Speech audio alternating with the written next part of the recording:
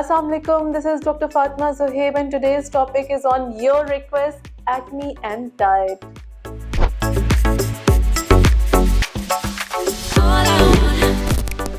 Is acne really related to diet? Yes, because in recent studies ये prove हो चुका है कि acne and diet are interrelated.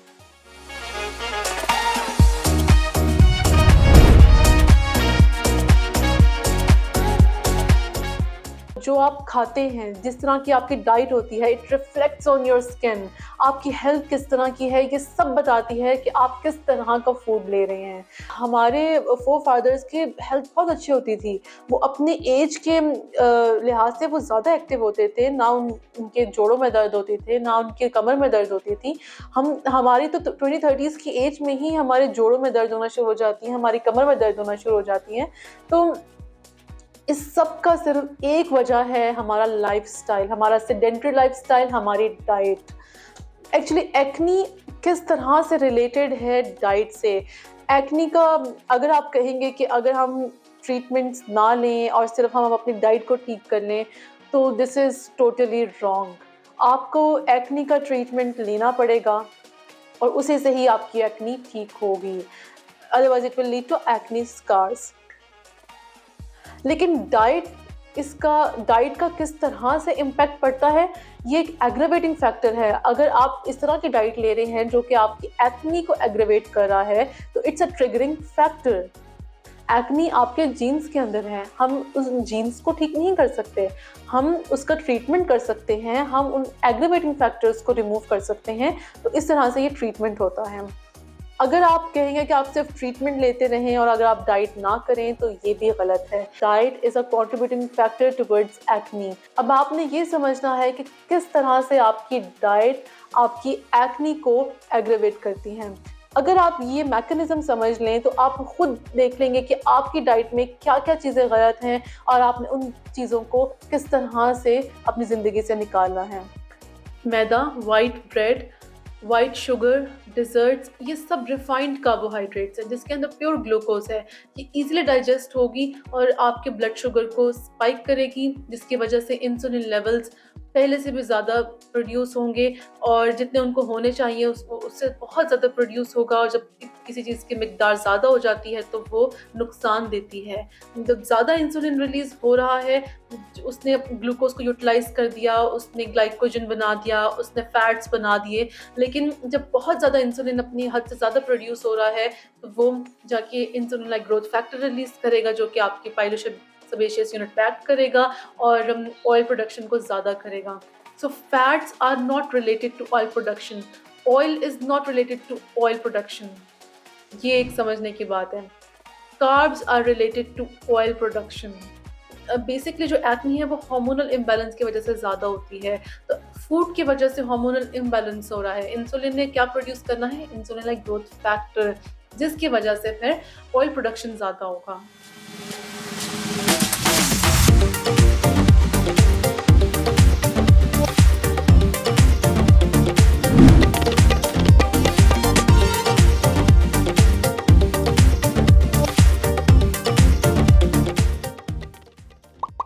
अगर हम बात करते हैं आप यम्मीएस्ट पिज़्ज़ाज़, बर्गर्स की, तो वो उनको खाने से बहुत ज़्यादा क्रेविंग्स होती हैं और बहुत अच्छे भी लगते हैं।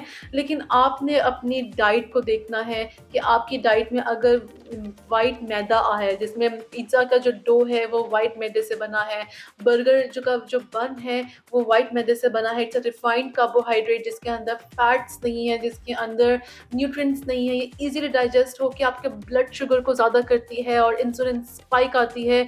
इंसुलिन ने insulin like growth factor release करना है और ऑयल प्रोडक्शन होगी और आपके एक्ने ब्रेकआउट्स निकलेंगे। जितनी भी चीज़ें हैं, जिस तरह के व्हाइट आटे की ब्रेड, व्हाइट आटे का पराठा, व्हाइट आटे की रोटी, ये सब रिफाइंड कार्बोहाइड्रेट्स हैं। इसके अलावा हम अगर बात करें आलू की, तो आलू कार्बोहाइड्रेट है। इसके अंदर कार्बोहाइड्रेट ने क्या करना है, वही सब ग्लूकोज़ ज़्यादा होगा। लेकिन कार्बोहाइड्रेट्स को आप इसके एब्ज़ॉर्प्शन स्लो करा सकते हैं अगर आप इसके साथ फैट्स और प्रोटीन्स ऐड कर लें। लाइक आप इसके साथ बटर ले लें या आप इसके साथ चीज़ ले लें, तो वो आपकी एब्ज़ॉर्प्शन को स्लो कर सकती है, इंसुलिन की थोड़ी मिकदार कम हो सकती है, लेकिन आपका गोल होना चाहिए low carb, high fat diet.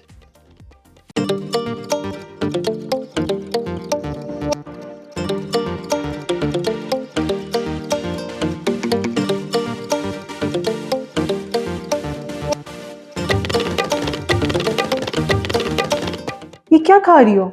तुमने डॉक्टर फातिमा की वीडियो नहीं देखी? चॉकलेट्स, ब्राउनीज़, पेस्ट्रीज़, बिस्किट्स, ये सब इसके अंदर आपके पास शुगर है, शुगर के अंदर होता है ग्लूकोज़, और जिसने इंसुलिन को ज़्यादा करवाना है, उसके बाद होता है इसके अंदर fructose. It's even worse than pure glucose, क्योंकि फ्रुक्टोज़ जो है मेटाबोलाइज़ होता है लिवर में। लिवर एक ऑर्गन है आपकी बॉडी का।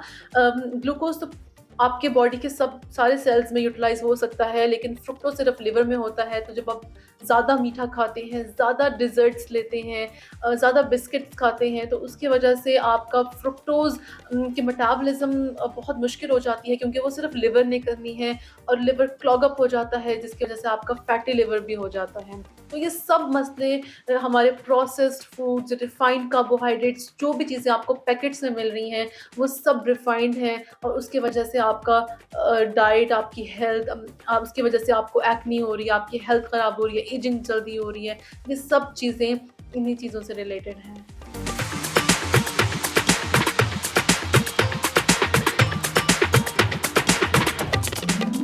दूध के अंदर बहुत ज़्यादा हार्मोन्स होते हैं, जिसमें से एक हार्मोन होता है इंसुलिन लाइक ग्रोथ फैक्टर, जो कि फिर आपके पाइलोसेबेशियस यूनिट के अंदर उसको स्टिमुलेट करेगा और ऑयल प्रोडक्शन होगी।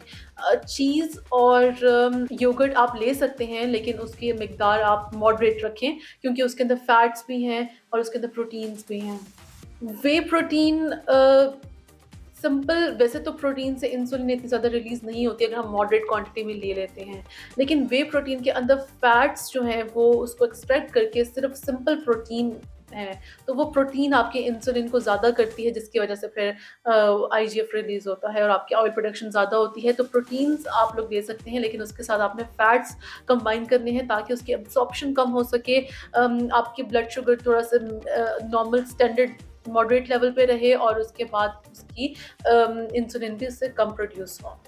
ये सब चीज़ें हैं, रिफाइंड कार्बोहाइड्रेट्स, व्हाइट चीज़ें, व्हाइट ब्रेड, व्हाइट रोटी, white paratha, white pita bread, shawarmas, burgers, pizzas, chocolates, sweets, desserts, ये सब चीज़ें आपकी एक्ने को एग्रेवेट कर सकती हैं, और आपको इन सब चीज़ों से आपको अपनी डाइट से हटाना है, और अपने शिफ्ट करें लो कार्ब हाई फैट की तरफ। अब आपने कौन-सी डाइट लेनी है और किस तरह का फूड लेना है, कौन-सी टाइमिंग्स पे लेना है, ये सब होगा नेक्स्ट वीडियो में। तब तक के लिए अल्लाह हाफ़िज़।